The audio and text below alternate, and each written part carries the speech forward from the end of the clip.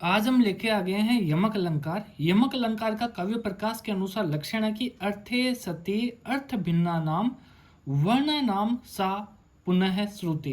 कि अर्थे सति अर्थ तो होगा, पर अर्थ भिन्ना नाम उन शब्दों का या वर्णों का अर्थ भिन्न होगा। वर्णा नाम वर्णों की सा पुनः श्रुति, उन वर्णों की पुनः श्रुति होगी। वर्णों की जगह पर हम कह सकते हैं कि उन शब्दों की पुनः श्रुति होगी, क्योंकि वर्ण बहुवचन में है और जब दो तीन वर्ण मिल जाते हैं तो एक पद या शब्द बन जाता है। वही यमक अलंकार का उदाहरण है। इन्होंने उदाहरण में यह दे दिया है कि समरस समरसो यम, है ना, कि ये समर समर दो बार यहाँ पर प्रयुक्त हो चुका है, या फिर समरस समरस दो बार यहाँ पे प्रयुक्त हो चुका है, तो यहाँ पर यमक अलंकार है। उदाहरण देखते ही आपको तुरंत समझ में आएगा।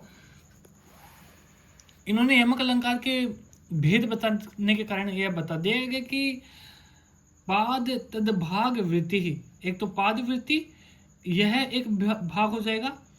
तद याति अनेकताम, कि वह जो पादगत वृत्ति वाला भाग है वह अनेक प्रकार वाला होता है। ये देखो आप ये हिंदी अर्थ के अंदर आप इसके देख सकते हो कि समर समरसोयम इत्यादि में एक वर्ण समूह के सार्थक होने पर समर के साथ दूसरे अन्य वर्ण समुदाय समरस में समर के अनर्थक होने से भिन्न अर्थ वाले वर्ण समूह को भिन्नार्थानाम का यह कहना उचित नहीं है। इसलिए अर्थे सति अर्थ होने पर यह यमक के लक्षण में कहा गया है ना, कि दोनों का भिन्न भिन्न अर्थ होना चाहिए। ऐसे नहीं कि सेम अर्थ ही हो गया और दोनों का अर्थ होना चाहिए। ऐसे नहीं कि एक शब्द आ गया उसका अर्थ ही नहीं था। और ये भिन्नार्थक वर्ण समुदाय की आवृत्ति ही यमक अलंकार है। यम का अर्थ क्या होता है ये बताएंगे। यम से स्वार्थ के अंदर कन प्रत्यय होता है तब यमक शब्द बनता है। और यमक का अर्थ होता है अर्थात दो समान उत्पन्नो जुड़वा की साम्यता प्रतिकृति ही यमक अलंकार है। ये कह रहे हैं, देखिए इसको, ये जो मैंने ये बताई है ना, ये पंक्ति, इसका अर्थ ये यहाँ पे दे रहे हैं कि पज्ञ के ये हाँ ये है विशेष लटानुप्रास में एकार्थक वर्ण समुदाय की आवृत्ति होती है तथा यमक में भिन्नार्थक वर्ण समुदाय की। इन दोनों में यही भेद है। तो ये तो इसलिए बता रहे हैं कि इससे पहले उन्होंने यमक अलंकार से पहले काव्य प्रकाश में इन्होंने कौन सा अलंकार कहा है, अनुप्रास अलंकार कहा है, जो कि एक शब्दालंकार है ये भी। तो इन्होंने बताया कि लाटानुप्रास में तो वर्ण समुदाय की आवृत्ति होती है लेकिन भिन्न अर्थ नहीं होते, यमक में भिन्न अर्थ होंगे, ऐसा बताया है। तो चलो हम आगे देखते हैं, उदाहरण देखते हैं, आपको तुरंत समझ में आएगा। और मैं हिंदी अर्थ नहीं बताऊंगा क्योंकि यह शाब्दिक अलंकार है और शब्द को देखते ही समझ में आ जाएगा, जैसे अनुप्रास अलंकार है ना वैसे। यहाँ देखना, सन नारी भरणो मायम आराध्य, है ना, ऐसा है ना। अब यहाँ पे देख लेना नीचे, सन नारी भरणो मायस ततस्त्वम, है ना। तो भरणो माँ, यहाँ तक माया है, भरणो माय, दोनों सेम शब्द आगे, इन दोनों का अर्थ अलग अलग निकलेगा। यहाँ पर सत्य नारी, अब यहाँ पर भरण का अर्थ है आभरण, और आभरण का अर्थ क्या होता है, आभरण का अर्थ होता है आभूषण। मायम आराध्य, कि ऐसे व्यक्ति को आराधना करने वाले, सत नारियों का जो आभूषण है, ऐसे व्यक्ति आराध्य हैं। कौन है ऐसा व्यक्ति, उमा है, पार्वती पुत्री उमा है ना। और यहाँ पर सत्य न अरि, सत नहीं है ऐसे अरि, अरि यानी शत्रु, और फिर है इब यानी गज समूह है, ऐसे इसका अर्थ निकलेगा। रणो मायस ततस्त्वम, की उस रण में जीतने वाले तुम शत्रुओं को, पृथ्वी में जय है, हे राजा तुम पृथ्वी को जीतते हो। आप उदाहरण नीचे देख सकते हो, जैसे कि यहाँ पे देखना, सन्ना मृता अरिणाम शत्रुणाम इभा गजा यत्र तादृशो रणो युद्धम यस्य। ये यहाँ पे कौन सा, ये जो भी समास हुआ है इन्होंने समास करके बता दिया है, तो इन दोनों का अलग अलग अर्थ निकलेगा।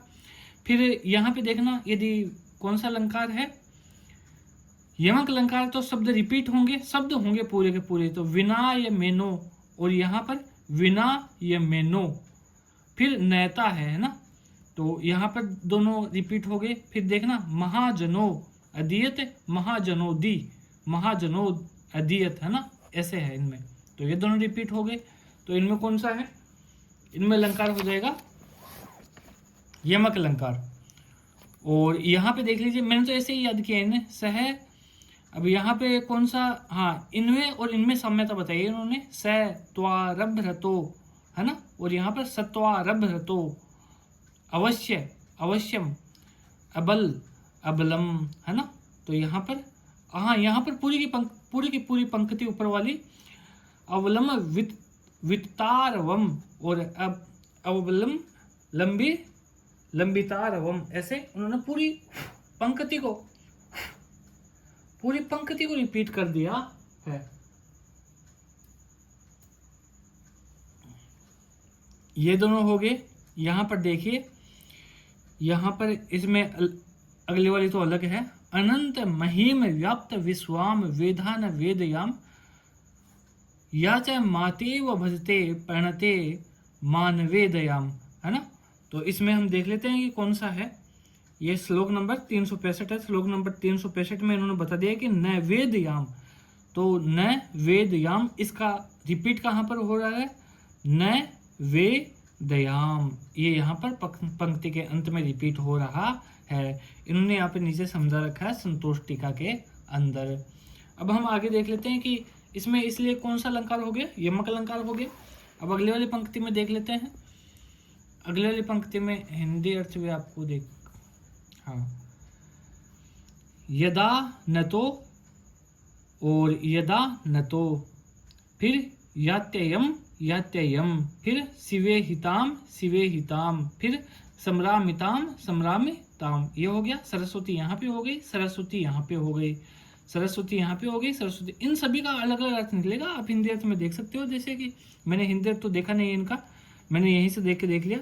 ये कह रहा है कि है शरीर क्षेत्र रूपी कुरुक्षेत्र की सरस्वती नदी के समान वाग्देवी प्रसन्नता को प्राप्त हो गई। मेरे चित्त रूपी समुद्र में, यहाँ पर चित्त सरस्वती चित्त रूपी समुद्र में, सरस्वत शब्द से यहाँ पे नदी के रूप में लिया है, अच्छी प्रकार से स्वती। अच्छा, यहाँ पर अंतिम वाली सरस्वती का अर्थ हो जाएगा कि अच्छी प्रकार से तिष्ठ हो गई हो, ऐसा अलग अलग अर्थ निकलेगा। तो ये भी हो गया। फिर ये वाला है संसार, ससार, शोरी ससार, फिर ससार आ गया, दर्पेण, फिर दर्पेण आ गया, है ना। ये शरण नवाना, फिर शरण नवा, है ना। ये सेम रिपीट हो गया। अब इसका एक अंतिम उदाहरण है, यह देख लीजिए। और मेरे को लगता है जहाँ तक आप यदि काव्य प्रकाश से ये अलंकार आ गए, ये अलंकार आ गया कौन सा, यमक, तो आप तुरंत देखते ही कर दोगे।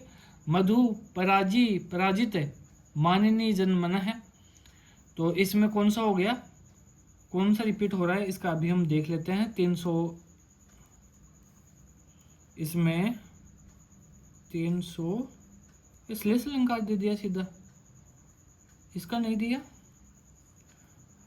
भौरों की मधु पराजी, और कौन सा सेम हो रहा है इसमें, रत्नाकर के हरविजन नामक उद्धृत में पराजी पराजित। अच्छा, इसने यहीं पे कर लिया कि पराजी और पराजी, ये दोनों पराजी शब्द रिपीट हो गए। तो आगे श्लेष अलंकार है, एक ही शब्द होगा लेकिन दो अर्थ निकल जाएंगे, तब श्लेष अलंकार आ जाएगा। दो शब्द होंगे, अर्थ अलग अलग निकलेंगे, तब यमक अलंकार। यदि शब्द रिपीट हो गए लेकिन अर्थ अलग अलग नहीं निकल रहे, तो अनुप्रास अलंकार में आ सकता है। धन्यवाद।